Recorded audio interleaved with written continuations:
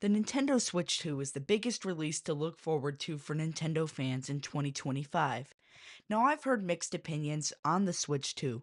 A lot of people were hoping that the Nintendo Switch 2 would just be a minor but different successor to the Nintendo Switch. But at the same time, another group of presumably different people are saying that the Nintendo Switch 2 isn't different enough from the Nintendo Switch.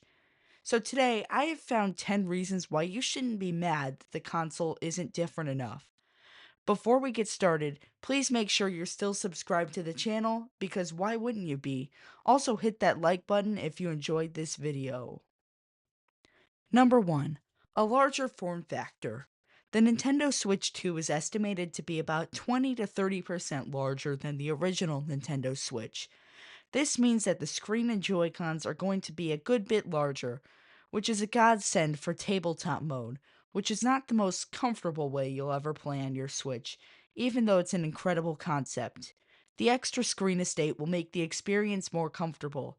The Joy-Cons being larger will also make playing games like Mario Kart and Mario Party with just one Joy-Con more comfortable.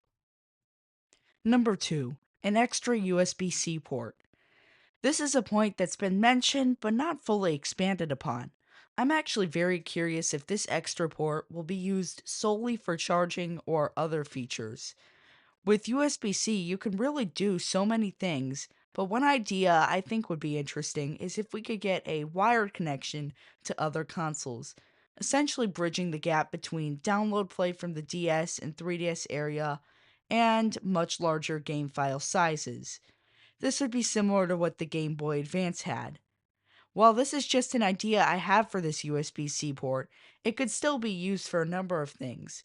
But even if it is just for charging, it would still make it a great deal easier for when you want to play while charging. Anybody who's ever played on Switch while charging knows what I mean. Number 3. A mouse? In the trailer footage, we see that the Joy-Cons slip into a strap and slide around a flat surface. While it's not confirmed, the internet seems to agree that this is certainly resembling that of a PC mouse. While there are so many ways this could be implemented, a couple of first party exclusives, those being Pikmin and Mario Maker, could benefit from this feature. But a number of other first party titles could easily incorporate these features. This would also be great for PC ports that more easily function with a mouse rather than a joystick. Number 4. The elimination of the Switch Joy-Con rails. While the internet would want me to point out the concern of the new Joy-Con seemingly attaching at a rather unstable point, I'm not concerned about this since the Switch One has some problems with Joy-Con attachments as well. Maybe it's just me, but my Joy-Cons quite frequently slide off the rail without me hitting the button on the back. This is quite an annoying inconvenience, especially when you're playing something like a boss fight. Number 5. A more ergonomic stand. Well, you'd probably like me to point out about the revised stand on the Nintendo Switch OLED. I'd like to point out that the base model Nintendo Switch still sports a 2 by 0.7-inch stand on the left side of the back of the console. Anybody who owns the base Switch knows what I'm talking about. Thankfully, the Nintendo Switch 2 appears to have a sufficient stand that's far less painful, stretching across the entire back of the console. Number 6. Backwards compatibility. This is a big one. The need for your current Switch will be no more with the Nintendo Switch 2.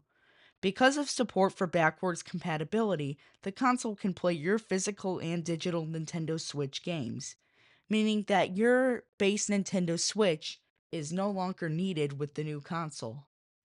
Number 7. The same incredible idea. The Nintendo Switch is one of the best gaming concepts conceived, bridging both home consoles and handheld consoles. Through some revisions that the new console contains, this concept gets to live on for another generation cycle. Number 8. The continued Nintendo Switch Online service. If you like Nintendo Switch Online in its current state, then don't worry because the service is confirmed to continue in its current state to the new generation, meaning the retro games remain in Nintendo Switch Online as they are, with new ones coming all the time. Number 9. A graphics boost. Have you ever looked at your Nintendo Switch screen and thought, I can see those pixels way too clearly? Well, the Switch 2 is the chance for an upgrade. While this is technically not confirmed, the Nintendo Switch 2 is expected to get a graphics upgrade, moving it up to its place in the ninth generation. Number 10. Better performance. Similar to the last point, performance is key in allowing heavy games to run, just like graphics. And the Nintendo Switch 2 is expected to get a juicy performance boost, allowing for much larger games that run comfortably on the ninth console generation to work well on Nintendo Switch 2. And that's 10 reasons why the Nintendo Switch 2 is not a bad successor to the Nintendo Switch. It's actually quite a bit different than it looks on the face of it. Anyways, thank you all for watching. Make sure you're still subscribed to the channel, and I'll catch you in the next one.